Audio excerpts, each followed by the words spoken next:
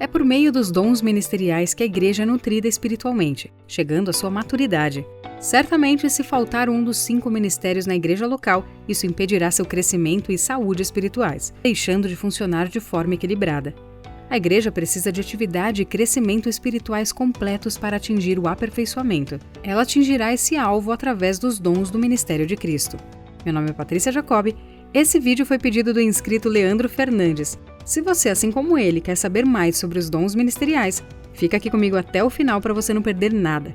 Se você chegou por aqui e ainda não é inscrito no canal, já clica no botãozinho vermelho e inscreva-se. E ativa o sininho também para você não perder nenhuma notificação. Bom vídeo!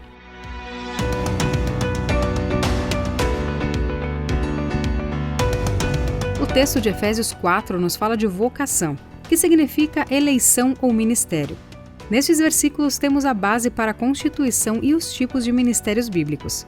A Bíblia esclarece que Jesus é o doador dos dons e os distribui aos homens, ao seu corpo, isto é, a igreja.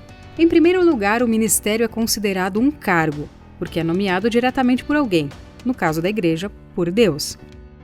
Em segundo, o ministério é uma incumbência, porque aquele que recebe é responsável por administrá-la de maneira correta, já que há de prestar contas a Deus de seu ministério.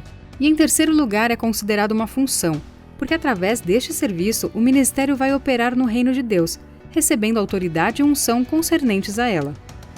Então vamos falar um pouco desses 5 ministérios dados por Jesus Cristo à igreja. Quando Jesus voltou ao Pai, não estava abandonando a igreja, estava trazendo provisão para ela. Convinha que ele fosse, pois enquanto permanecesse na terra, estaria limitado a apenas um lugar, e o que Jesus queria fazer era em âmbito mundial. Por isso, ele ascendeu ao céu, assumiu a sua posição à direita do Pai, como cabeça da igreja, e enviou o Espírito Santo como prometera. Agora era possível que Jesus estivesse presente através do Espírito Santo onde quer que 2 ou 3 estivessem reunidos em seu nome. Cristo deu o Espírito Santo para guiar o homem a toda a verdade, e o Espírito usa os dons que Cristo deu. E se você quer saber um pouco mais sobre o Espírito Santo, aqui no canal tem um vídeo inteiro sobre ele. Confere lá depois desse. Quando Jesus subiu às alturas, deu um ministério de 5 aspectos à igreja. Estes ministérios são necessários para que os propósitos de Deus sejam cumpridos na terra. Somente um não é suficiente. A igreja necessita de todos atuando em harmonia. O desejo de Cristo é uma igreja gloriosa, sem mácula nem ruga, e ele providenciou 5 ministérios para que a igreja ande em unidade de fé e cumpra o plano soberano de Deus para o seu povo. Eles não foram dados apenas para a época apostólica, mas para a igreja de todos os tempos. Efésios 4, de 12 a 14, deixa claros os objetivos do ministério cristão. São eles: o aperfeiçoamento dos santos para o desempenho de seu serviço, ou seja, a capacitação individual que vem pelo serviço dentro da igreja. A edificação do corpo de Cristo não é dada somente a um membro, mas a toda a igreja. A unidade de fé, ou seja, levar o corpo local à unidade e convicção de fé. Outro objetivo é o conhecimento do Filho de Deus, ou seja, o conhecimento da igreja acerca de Jesus e de toda a sua obra. A perfeita varonilidade, que é o crescimento e amadurecimento da igreja até a estatura de Cristo, e firmeza na doutrina, que é a compreensão da fé e abandono de qualquer forma de heresia. Jesus Cristo é o padrão para os 5 ministérios. Quando ele subiu para a destra do Pai, repartiu seu ministério em 5 aspectos, confiando a vários vasos uma porção plena do seu ministério.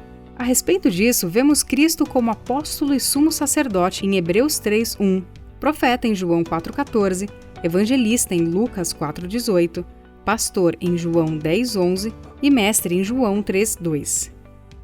Vamos ver agora a classificação e a correlação de ministério. Cristo supriu a igreja com ministérios que possuem características diferentes, para que ela descubra a multiforme sabedoria de Deus. Na Bíblia, vemos esses ministérios em ordem pré-estabelecida. Primeiro, o apóstolo, que é o fundador de uma igreja. É aquele que traz a fundamentação à igreja e supervisiona o corpo de Cristo, na condução do propósito estabelecido por Deus na localidade. O profeta, que é aquele que traz a mensagem de direção, é quem traz a compreensão ou esclarecimento dos acontecimentos espirituais e, através dessa luz, conduz o rebanho na direção do Espírito. O evangelista é o que expande o trabalho, é quem tem a função de atrair as pessoas a Cristo pelas boas novas do Evangelho.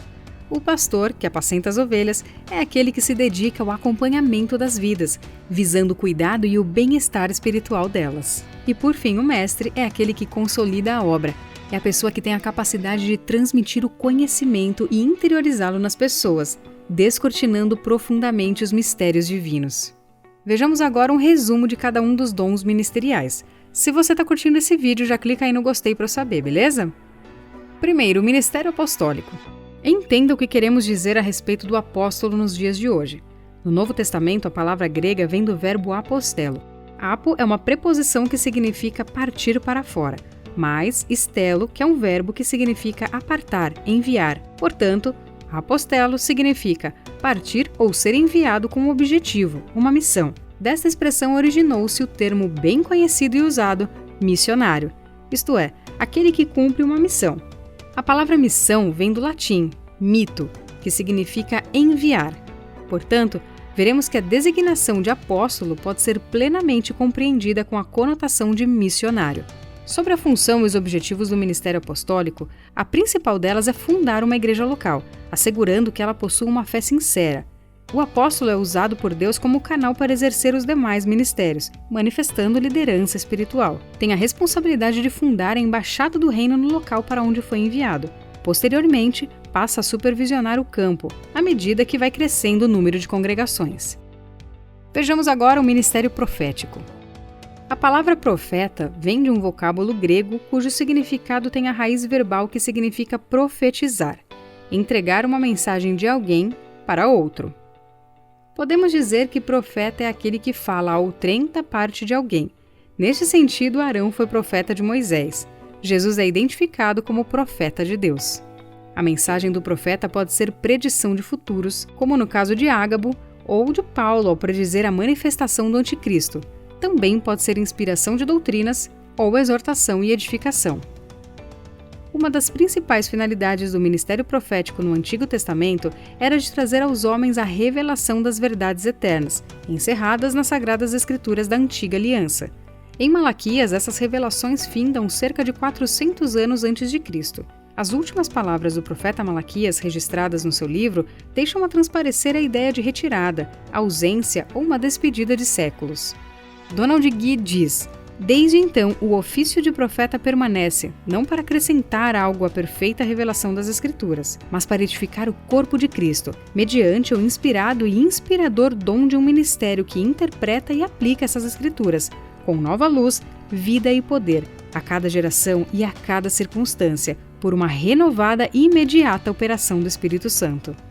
Nos dias de hoje, o propósito da mensagem do ministério profético é trazer conserto, levar ao arrependimento, exortar contra as falsas doutrinas, zelar pela pureza da igreja, dar orientação para edificar, aperfeiçoar os santos para o ministério. Aqui vale ressaltar que não podemos confundir o ministério profético com o dom de profecia dado pelo Espírito Santo. Nem todos que têm o dom de profecia necessariamente são profetas, porém todo profeta deve possuir o conjunto dos dons proféticos. Vamos ver agora o ministério evangelístico. O vocábulo evangelista vem do termo grego, cuja raiz é a junção do prefixo eu, mais um substantivo que significa boa mensagem. Portanto, evangelista é o portador e o proclamador da boa mensagem. O ministério evangelístico toca as pessoas, alcançando-as para a salvação e promovendo também libertação e cura.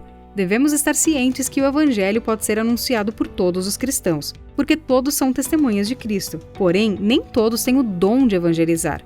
Todos sabem dar testemunho da transformação de suas vidas. Isso é uma forma de evangelismo, é claro. Mas nem todos têm a facilidade sobrenatural de expor o evangelho de maneira clara e eficiente. Esta é uma característica do evangelista. Sua função é anunciar e pregar o evangelho, com amor, dedicação e temor a toda a criatura. E o ministério evangelístico atua na igreja, que visa o aperfeiçoamento dos santos, atrai os irmãos ao evangelho, incentiva a testemunhar, desperta para a necessidade e urgência da colheita, dá exemplo. E também o ministério evangelístico para o mundo, que tem a função de pregar sobre Jesus, prega o arrependimento, atende à necessidade das pessoas, curando, libertando e trazendo salvação. E também tem compaixão dos perdidos. E agora a vez do ministério pastoral. A palavra pastor tem origem do grego e significa apacentador de rebanho. Logo, o pastor de uma igreja é o homem instituído por Deus que tem um dom de cuidar das ovelhas. Ele conduz o rebanho aos pastos verdejantes, nutrindo e protegendo. De todos os ministérios existentes, o pastorado é o mais conhecido em nossos dias. Este título é dado a ministros, mesmo com diferentes funções ministeriais. Esse ministério é tão digno que o próprio Jesus se chamou de pastor. O Antigo Testamento atribuía a Deus o título de pastor de Israel. Já o pastor tem uma dupla função. No diálogo de Jesus com Pedro em João 21, antes de sua restauração ao ofício pastoral, o mestre usou 2 termos que sugerem uma dupla função do pastor. A primeira é apacentar. O vocábulo significa alimentar, dar de comer. A linguagem é figurada, portanto, traduz o dever de doutrinar, ministrar conhecimentos e dirigir no bom caminho. E também pastorear. O pastor tem o dever de guiar o rebanho, não somente alimentar, mas conduzir ao pasto, ou mesmo prover a pastagem. Também é dever do pastor proteger as suas ovelhas do mau tempo e dos animais ferozes. O ofício pastoral inclui a obrigação de recuperar a ovelha fraca, doente ou desviada. Este ensinamento foi ratificado por Cristo. E por fim, o ministério de mestre. A palavra mestre tem origem do grego que significa instrutor, professor, aquele que ensina e instrui o povo na palavra de Deus. No hebraico, moré é aquele que faz ver as coisas, e rabi, aquele que leva as pessoas à compreensão de tudo. Portanto, biblicamente, mestre é aquele que recebe a unção espiritual para ensinar as instruções concernentes à palavra de Deus. A função do mestre é clara. Ele é um ministro que recebe de Deus o dom de ensinar. A exposição clara e fundamentada da doutrina de Cristo constitui o mais autêntico e eficiente meio para a edificação dos fiéis. O Espírito Santo, através do dom de mestre, traz à luz as mais preciosas e profundas verdades divinas. Todas, entretanto, são reveladas ou retiradas do tesouro insondável das Sagradas Escrituras. Foi o que Jesus ensinou em João 14:26 e Mateus 22:29. Mas qual é a importância dos ensinamentos do Mestre? Primeiro, prevenir contra a tentação e o pecado. A ausência de mestre, consequentemente, da doutrina fundamentada nas Sagradas Escrituras, é a causa da instabilidade de algumas igrejas. Também é importante, pois corrige atitudes e costumes errados. A palavra de Deus, ensinada com a habilidade concedida pelo Espírito Santo, fertiliza e vivifica a vida espiritual do rebanho, despertando ânimo, imprimindo nos corações o desprezo ao pecado e anseio de santidade. E também produz convicções. Crentes sem convicções são como árvores sem raízes e ramos ao vento. Igrejas sem mestres da parte de Deus ministrando a doutrina cristã são edifícios sem alicerces. Em um único vídeo é impossível se aprofundar nesse tema tão vasto, mas se você quiser aprender muito mais sobre os dons ministeriais, eu te convido a conhecer o CTMA. É um curso completo de teologia que eu mesma já cursei. Eu vou deixar o link da página na descrição desse vídeo, beleza? Se você precisa de um vídeo institucional, comercial ou didático, entre em contato comigo através do e-mail desenhandoabibliabr@gmail.com. Não se esqueça de me seguir no Instagram, que por lá tem palavra todo dia. Deus abençoe a sua vida e até a próxima!